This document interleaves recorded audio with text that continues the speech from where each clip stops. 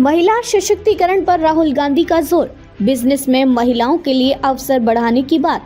राहुल गांधी ने हाल ही में अमेरिका के डलास में टेक्सास यूनिवर्सिटी के छात्रों के साथ बातचीत करते हुए भारतीय राजनीति, महिलाओं के अधिकार और भारतीय संविधान के महत्व पर अपने विचार साझा किए। इस दौरान उन्होंने भारतीय जनता पार्टी और राष्ट्रीय स्वयंसेवक संघ की विचारधाराओं पर कड़ा प्रहार किया। राहुल गांधी ने यह स्पष्ट किया कि कांग्रेस और बीजेपी के बीच वैचारिक संघर्ष इस बात पर है कि भारत को किस प्रकार से देखा जाना चाहिए, एक विचार के रूप में या विचारों की बहुलता के रूप में। महिला सशक्तिकरण पर राहुल गांधी के विचार। राहुल गांधी ने महिलाओं के अधिकारों और उनकी भागीदारी के मुद्दे पर खुलकर बात की। उन्होंने कहा कि मैं महिला सशक्तिकरण में विश्वास करता हूं। हमें यह सुनिश्चित करना चाहिए कि महिलाओं को बिजनेस में मौके मिले। अगर वे अपना खुद का बिजनेस शुरू करना चाहती हैं तो उन्हें आर्थिक रूप से सहायता प्रदान करना और उनकी भागीदारी को आसान बनाना चाहिए।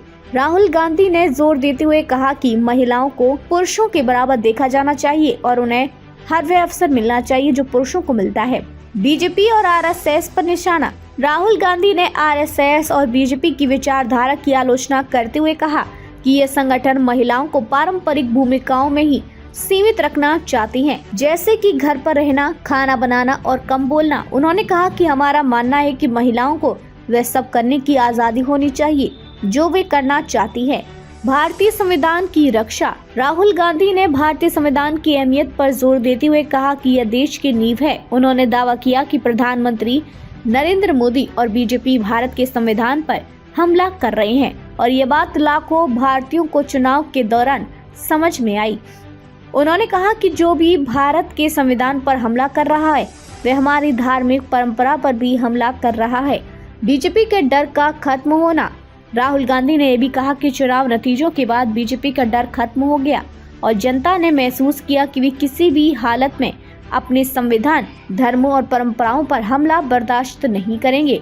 उन्होंने इसे भारत के लोगों की एक बड़ी उपलब्धि बताया और कहा कि यह कांग्रेस पार्टी की नहीं बल्कि भारतीय जनता की जीत है। राहुल गांधी के बयान भारतीय राजनीति में एक नया विमर्श जोड़ते हैं जो दिखाते हैं कि वे अपने विचारों को लेकर कितने मुखर हैं। उनका यह बयान महिलाओं के अधिकारों, संविधान की रक्षा और धार्मिक सहिष्णुता के मुद्दे पर बीजेपी और आरएसएस के रुख को चुनौती देता है। It starts with a bad attitude that Indian males have towards women. And I don't mean every single Indian male, but a large number of Indian males' attitudes towards women is just, it's ridiculous, right? So it starts there. And it's a particular way of thinking about women. And we see it, we see it in the political system, we see it in the business system, we see it everywhere. So I'm very big, number one, on political participation of women.